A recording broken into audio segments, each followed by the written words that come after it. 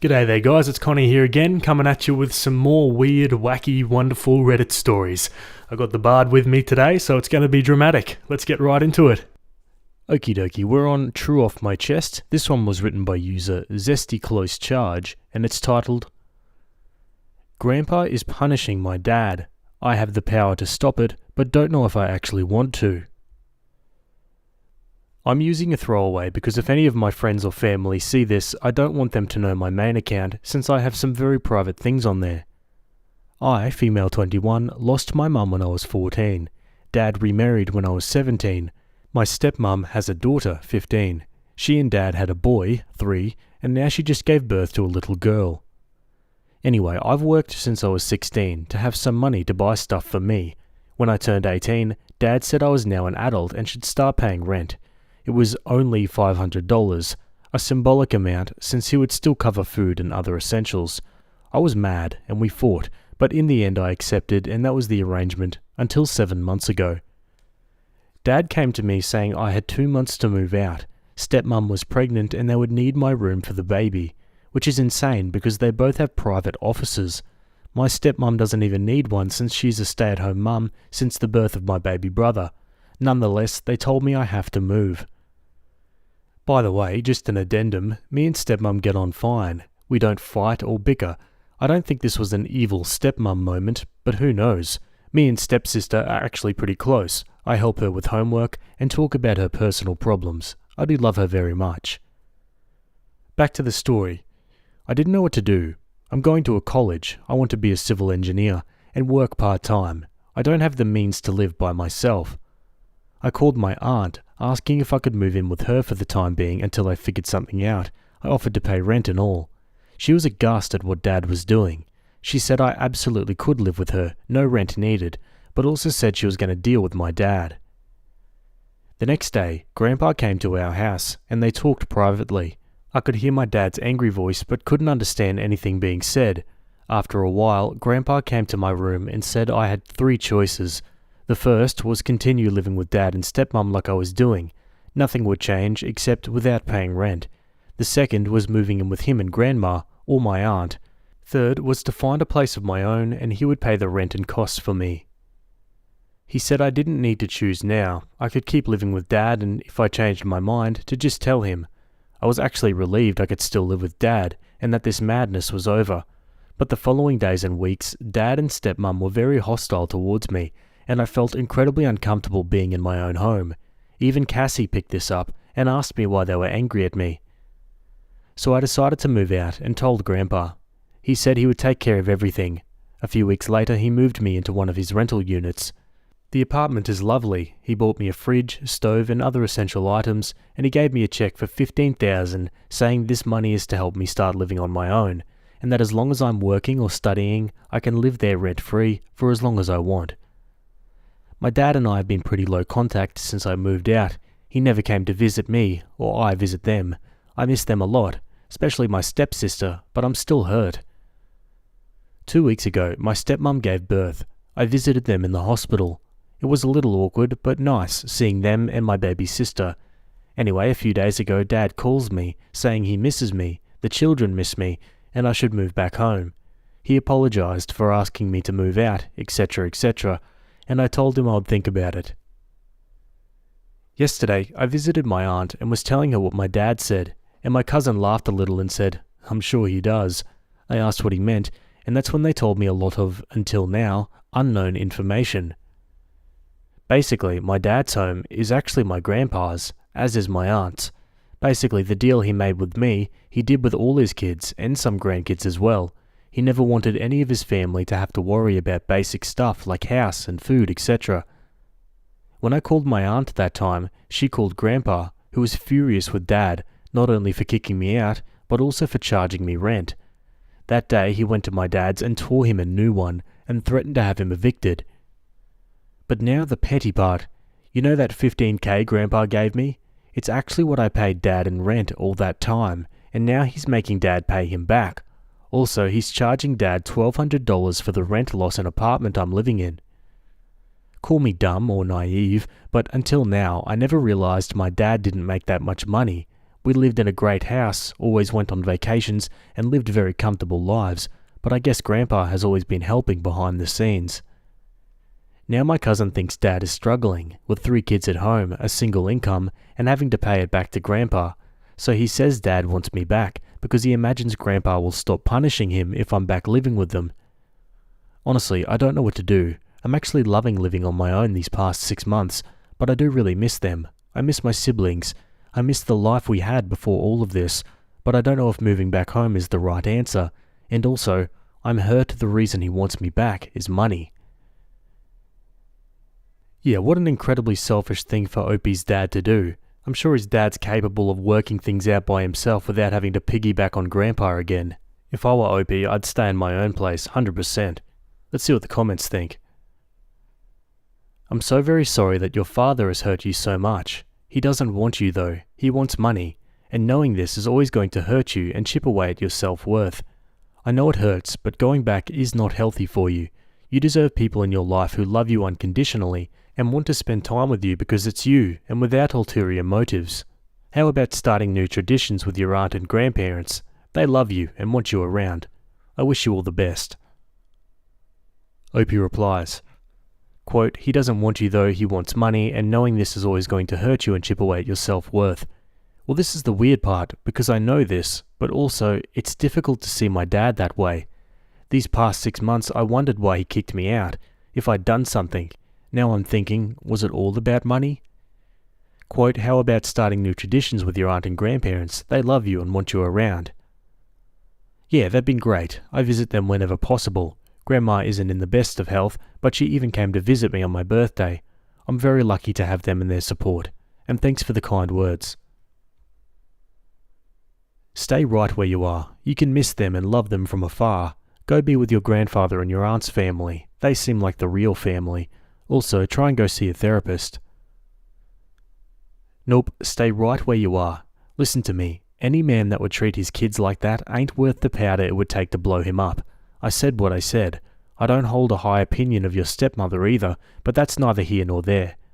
I know this hurt you. My dad and I weren't on speaking terms when he died. I spent years trying to have a decent relationship with him before giving up on it. I've been in your shoes. But he wants you back for the money, not because he misses you. You'll be just as miserable as you were before. Right now you have to protect your well-being, including your mental health. I'm old enough to be your mama, so let me give you the advice I'd give my babies. Stay put and go to school. You have extended family who are more than willing to support you. Lean on them. In school you'll meet friends who will become like family, and you'll grow yourself a good support system there too. This mess with your father won't ever stop hurting, but don't let it dominate your life.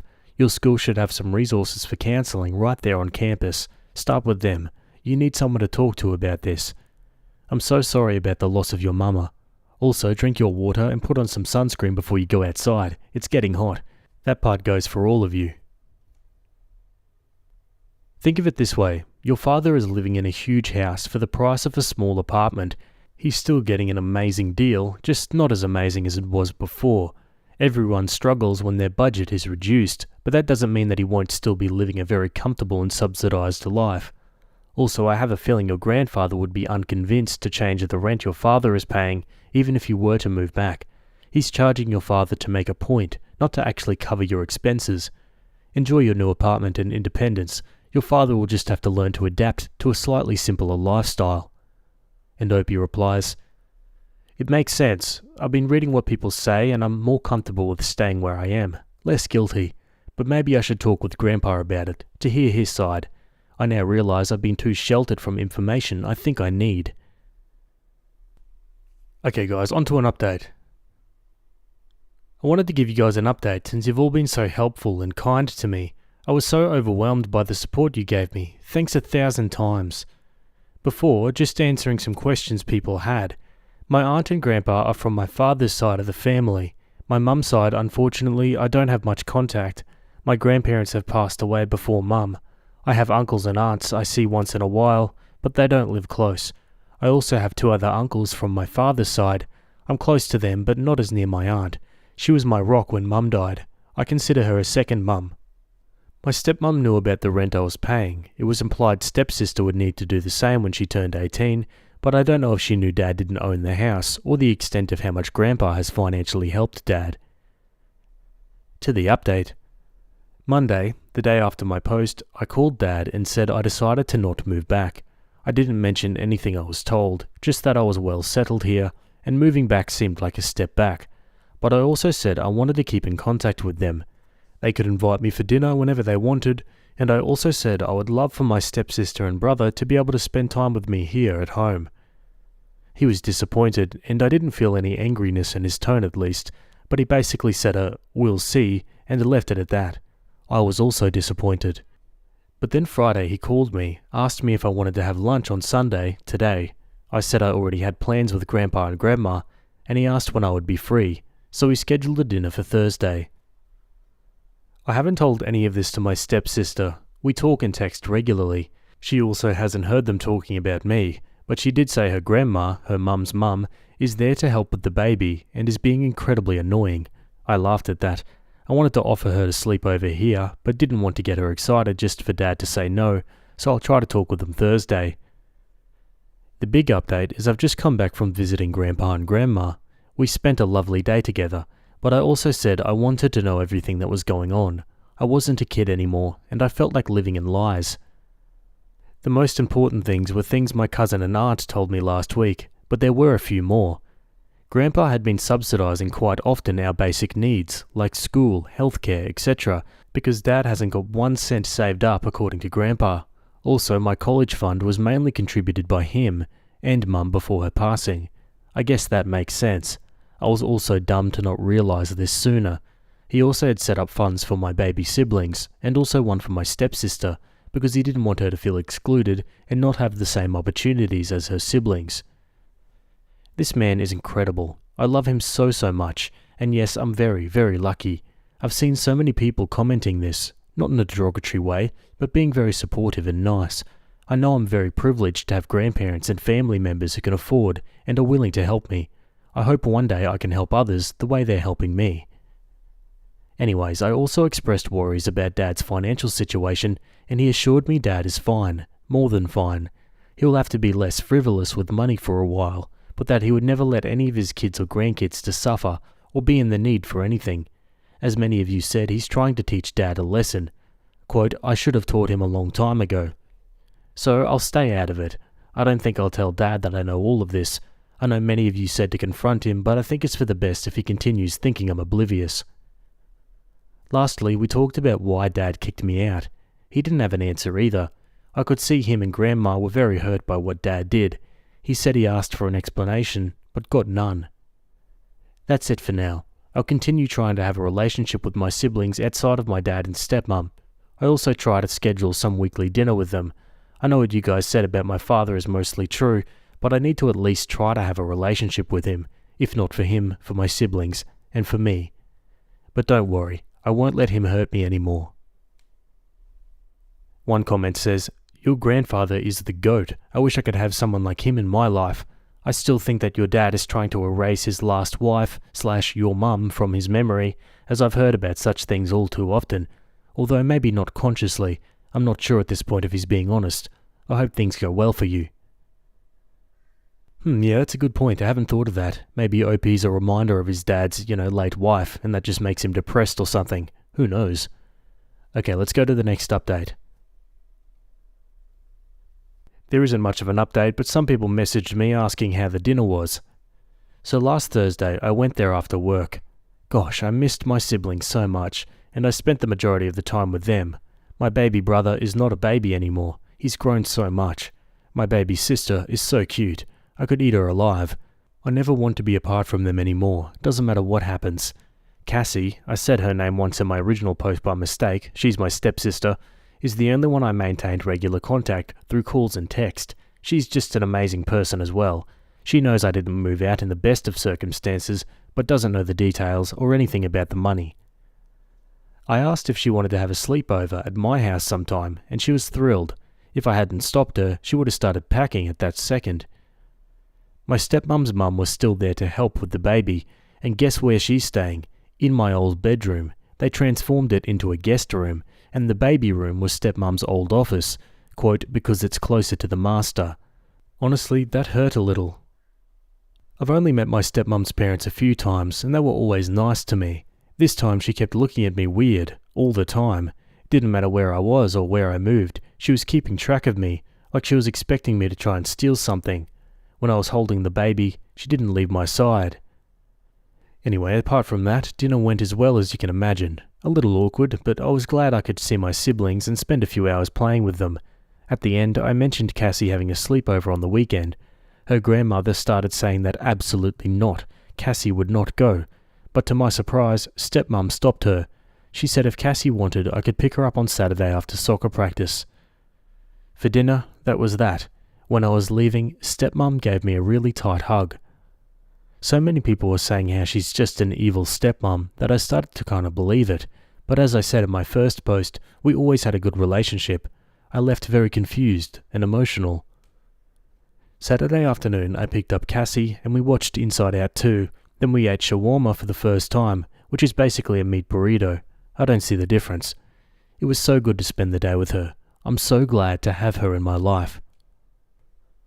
Sunday, I dropped her off and went inside to see my other siblings. Dad wasn't there. He was out meeting a work friend. Some people asked what my dad does. He's a lawyer, and stepmom used to work for an advertisement company but is now a stay-at-home mum.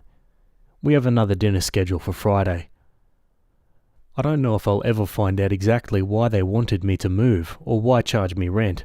I don't want to touch the subject now because I don't want to jeopardize my relationship with my siblings, so I don't know if I'll have any more updates since things are settling down and is now just life. But if I find out in the future, I'll update. You guys have been incredible. Thanks so much for all the words of kindness and support you gave me. Talking it out and then reading your replies has helped immensely. I also took people's suggestions and do therapy, and this Friday will be my first session. Okie dokie folks, and that's the end of that story. Yeah, pretty good update. It seems like things are on the mend. But yeah, it's still pretty confusing why they wanted to kick him out in the first place. And the fact that he's getting free housing and he's charging his teenage kids rent is pretty scummy in my opinion. What do you guys think? Let me know down below. Anyway, let's move on to another story.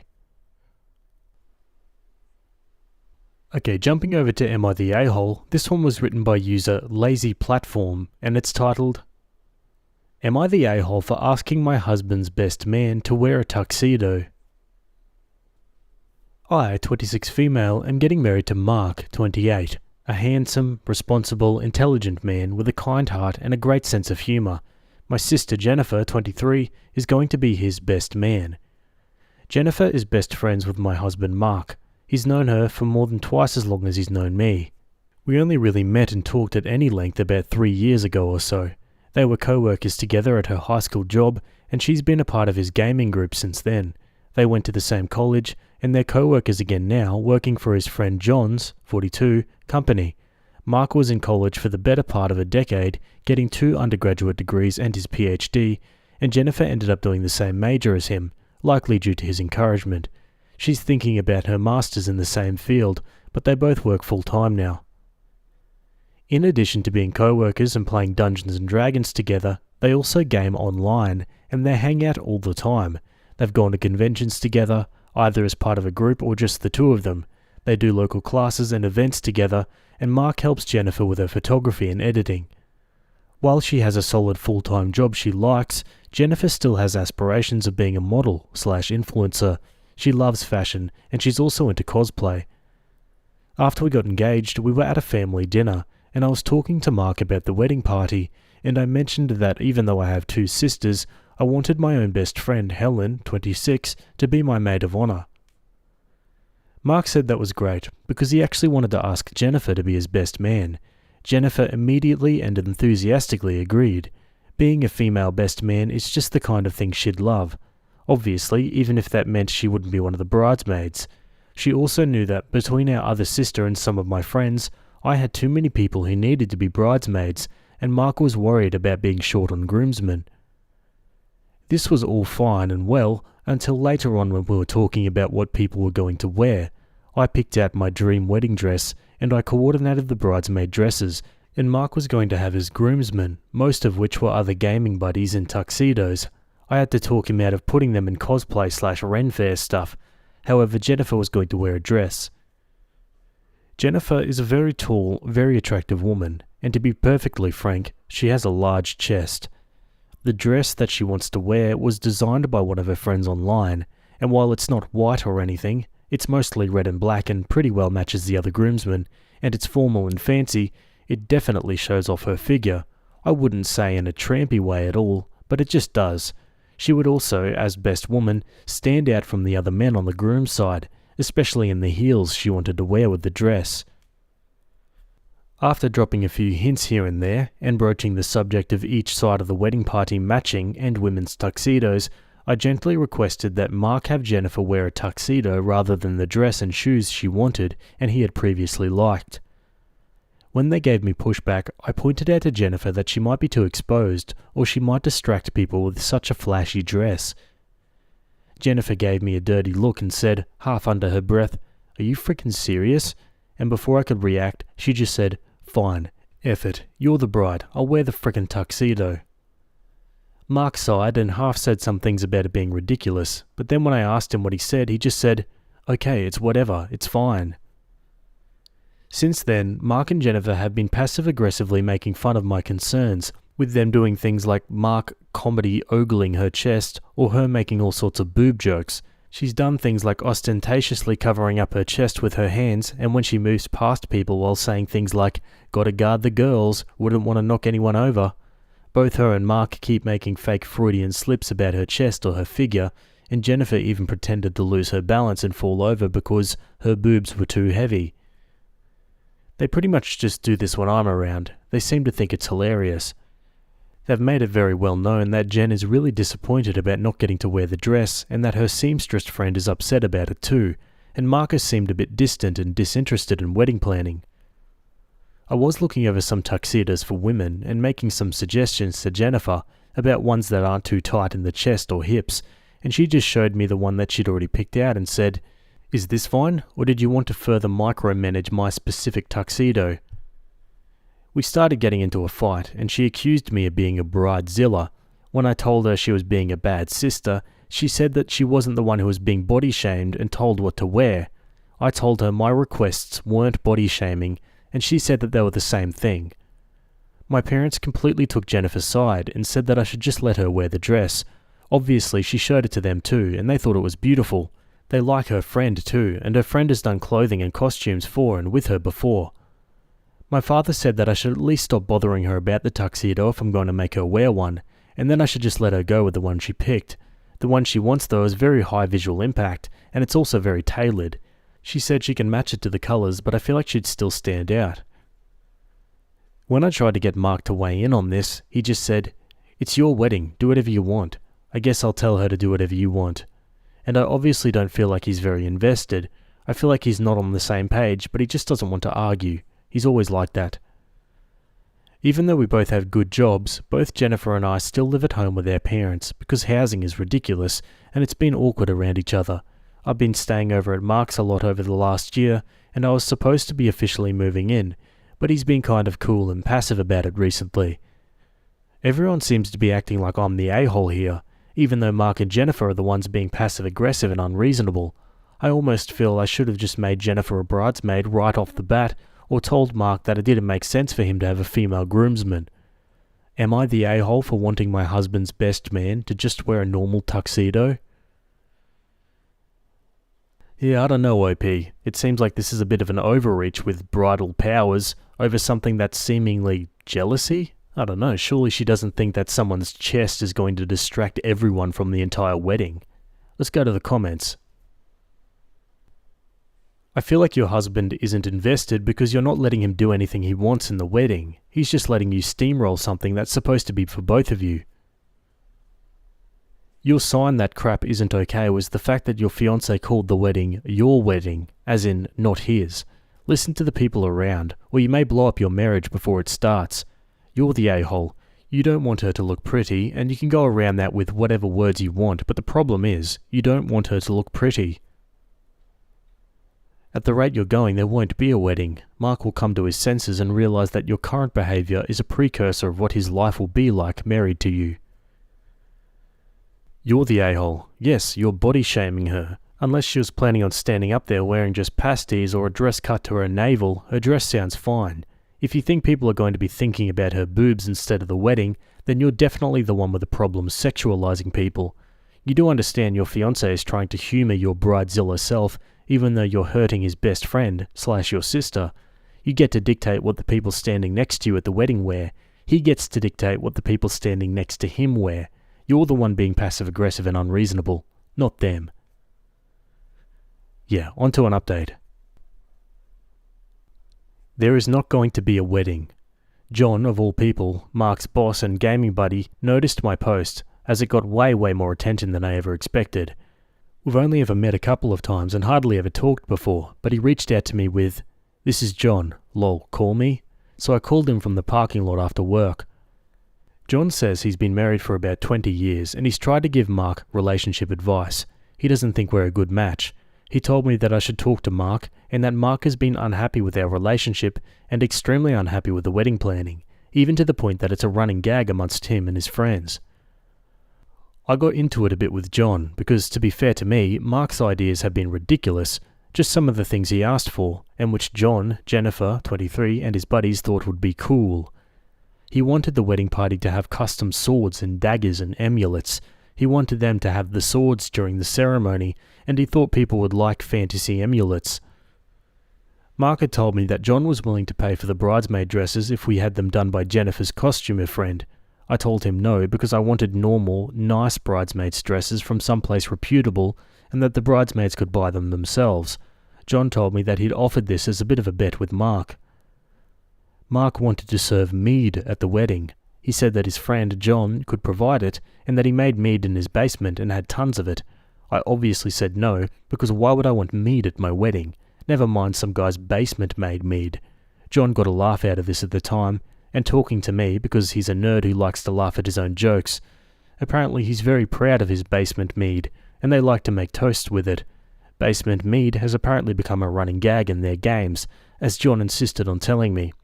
Frankly, John seemed kind of tickled with himself just because he was speaking with me. Mark wanted the band at the wedding to play classical covers of video game and superhero music. Mark wanted the reception to have a jester who would wander around doing magic tricks and asking people riddles. Some lady that Mark and his friends know asked if she could be an elf at our wedding and wear her forest gown, and Mark said he'd ask me, and he described it as some kind of green Greek toga dress with the leaves and elven writing on it, and that she'd have elf ears. It's a wedding, not a costume party, so I don't even know why he would ask that. I mentioned this stuff to John, and he recognised all of it and some more things to add besides, because Mark would always vent to them about the wedding plans, and John just agreed along, saying that I was constantly shooting down all of Mark's ideas. The point is that all of Mark's ideas were completely ridiculous, and that I wanted to have a wedding and not a Halloween party. John laughed when I brought this up to him and said that these ideas were awesome and that I was just being too boring. John said that he thought we weren't a good match and that he's told Mark that he needs to talk to me. I asked him if he thought Mark and Jennifer were a good match, and he just said yes. I asked if there'd been anything between them, and he said no. He said he's 100% certain they've never hooked up because Mark doesn't have the poker face for it, especially with as much as him and the other group members rib them over it. He said that Mark is too oblivious for his own good, and that the week after her 18th birthday, Jennifer said, pretty much straight to Mark, "I'm 18, so you can bang me now," and Mark just laughed it off as a joke. It does sound like something she'd say because Jennifer does love making inappropriate sexual jokes. John thought there was more to it though. They've had their characters date each other in games. He said they've been the very model of chastity since Mark has been dating me. Once at an event, Jennifer was supposed to kiss Mark, but instead she kissed the palm of her hand and then had him kiss her palm. John is fully confident that neither of them would cheat. I went over to Mark's house because he hadn't called or texted in a while, and he basically confirmed everything John said. Mark said that I stressed him out when I was over, and he wasn't sure about me moving in because thinking about it gave him anxiety. He didn't like any of my ideas for our house. It was his childhood home, and he's resistant to changing anything. He just has his stuff everywhere and wherever. He kept trying to talk about giving me some rooms or some space when it's supposed to be our home, where all of the space belongs to both of us. He was extremely frustrated about the wedding planning, and he felt he didn't have a say. He said the dress Jennifer wanted to wear was just about the final straw, because I told him he could pick the outfits for the groomsmen, and I told him Jen could be in a dress as long as it matched. She really loves the dress, and she got it from her friend. She and John, and apparently all of his buddies, warned him that I'd find some way to have a problem with it. He says that I talk him in circles whenever he tries to choose or change anything, even though all of his suggestions are ridiculous, and he said he'd just about given up caring by the time I complained about the dress, so he didn't bother fighting about it. He said it upset him the way I was body-shaming Jennifer about her figure and her breasts. He thought I was being jealous and controlling, and that I'd been a bridezilla ever since he proposed. When I asked him why he even proposed, if I apparently give him anxiety and he doesn't even want me to move in with him, he said he felt like he was pressured to either propose or break up, and he hoped things would get better, and that he didn't know if he had a good enough reason to break up. When I told him that I'd never pressured him to propose, he said that all of my friends and family know that I consider it a goal to get married before I'm 30, and he brought up a document on his phone where he'd taken notes about what kind of proposal I wanted from all the times I'd talked about it. He said that he started the document because of how obviously important it was to me to have a perfect proposal and how often I talked about what I wanted. He proposed because he felt like he had to either marry me or dump me if, quote, I was going to have time for my plans. I don't think there's anything wrong with having a timeline for your life, and I wanted to start having kids by my late 20s or early 30s at the latest. I mentioned all of this to Mark again, and he said that was fine, for me, but that he was kind of on the fence about if or when to have kids, and he mentioned that Jennifer isn't sure about having kids at all, and certainly isn't in any hurry about them. But I told him that doesn't have anything to do with anything, and that Jennifer is just being short-sighted. I asked him if anything had happened between him and Jennifer, and he said no, and I believe him. I asked him why he wasn't dating Jennifer, and he said that at first she was too young, and then he was seeing someone, and then he was dating me, and he said that he values his friendship with her more than anything. He said that his friendship with Jennifer was worth not getting to be with her that way, and that she's too attractive to want to be with him. Apparently, the only reason Mark even started dating me is because he tried flirting with me at a family party we were at, and he said I seemed into him. He doesn't think of himself as handsome, but he is, and he's got his PhD, a great job, and his own house at 28. He's definitely a catch. He didn't agree, and he said he's only ever dated his high school prom date, a girl who was kind of his girlfriend until she graduated and left, and me. Mark apologized and said that he wanted to put a hold on any more wedding or moving plans, and that he wasn't sure about the relationship. I had already started crying, but then I broke down and he apologized again. He said he was sorry for messing up my plans and that he kept hoping things would get better. I left as soon as I felt like I could drive. By the time I got home, Mark had already texted Jen, "Your sister is crying, sorry," and the two of them had been on the phone the whole time. And of course my mum knew and she tried to comfort me, but I could just tell she wanted to say I told you so, because she had been warning me I was going to drive Mark away, and she thought he was better with Jennifer too. Jennifer said that she tried really hard to have this work out, but she just wants Mark to be happy, and that she had tried to invite me to gaming, and for Christmas before last, she bought me a Switch with games Mark likes, and that she was sorry stuff happened this way. She accused me of not really liking or caring about Mark, and just wanting a generic husband. When I told her that wasn't fair, she mentioned the same stuff from the wedding planning, and a bunch of other stuff from our relationship that she said made Mark feel ignored or suffocated. She said that the only reason I liked him was because he ticked boxes, and always gave in and let me have my way. We started arguing, but our mum stepped in before we could get into it too bad. I asked Jennifer about what this meant for her and Mark, and she said he is absolutely her best friend, and nothing is ever going to change that, and that she loves him. When I asked how she loves him, she just said that's not a discussion she wants to have right now. Our mum said everyone needed to cool off, and that was enough for Jen to step away and drop the subject. One of the commenters on my original post asked why I was marrying my sister's boyfriend, and my mum asked very nearly the same thing. She questioned how I'd started dating Mark just about as soon as his age gap with Jennifer stopped being awkward, and she implied I shouldn't have been dating him in the first place. That's not fair at all. It's not like he's her property, and Jennifer can clearly just go get whatever man she wants. It's not like she had any kind of claim on a man just for knowing him. Even while she was trying to comfort me and saying that things will be alright, My mum wouldn't stop implying that I was wrong for going after Mark in the first place, or criticizing me for how the relationship went. She said that Mark wasn't the man for me, and I could tell she meant that he belonged with someone like Jennifer, as if I'm not good enough or what I want doesn't matter. And then I caught her talking to Jen about how things should be fine, and how she should try not to be mad at me, as if I was the one in the wrong, or I should be apologizing to her. Jennifer just kind of went on like normal, and went ahead and went to go game with Mark and her friends the next day. I know they've been chatting online like normal. I gave Jennifer Mark's ring to give back to him, and then I had a missed call from him while I was in the shower, and a text that said, "Okay, I guess we're broken up then. I'm sorry." I don't know if I messed this up or if everyone else were the a-holes here. Sorry this was so long. A lot of stuff has come out. I feel like I'm definitely not going to get married by the time I'm 30. Yeah, not looking likely, OP. Yeah, I feel like OP was definitely a lot in this situation, but I can't help but feel sorry for her the way her family was rooting against her. Like, yeah, sure, they're not compatible, but how awful would it be to hear from your own mum that your boyfriend should be dating your sister? I mean, God, give me a break. Anyway, that's enough from that story. I'd love to hear your thoughts down below. Alright, let's move on to another one. Okay, we're jumping quickly over to Petty Revenge. This one was written by user Love on the Brain, and it's titled, "My ex ghosted me, so I found a way that he'll have to see my face every day." This was a while ago and I'm over him now, but about 2 years ago I dated a co-worker. I now know that that was a mistake. I was barely in my 20s when this happened. We started as friends and hung out in the same circles until we couldn't deny the attraction anymore.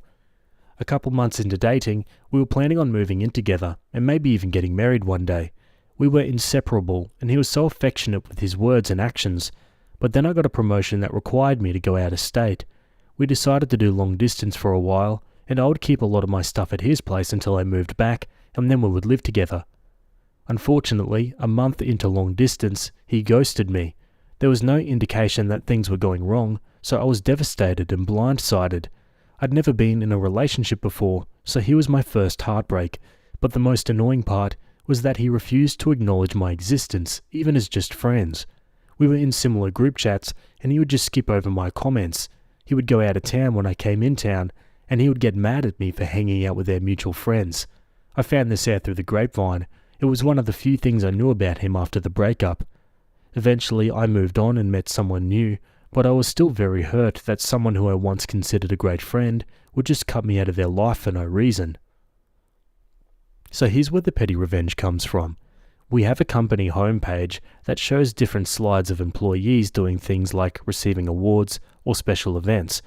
The homepage plays on the TV screens at work as well as the computers.